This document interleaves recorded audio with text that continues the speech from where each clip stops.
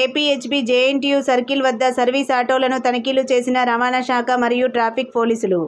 Additional traffic DCP Veeranna, traffic CI Janaiah మరియు Kukatpally motor vehicle inspector Srinubabu ఆధ్వర్యంలో తనిఖీలు. నిబంధనలకు వ్యతిరేకంగా తిప్పుతున్న 10 ఆటోలు సీజ్ చేసిన అధికారులు. ఒక auto driver drunk and drive చేస్తుండగా కేసు నమోదు.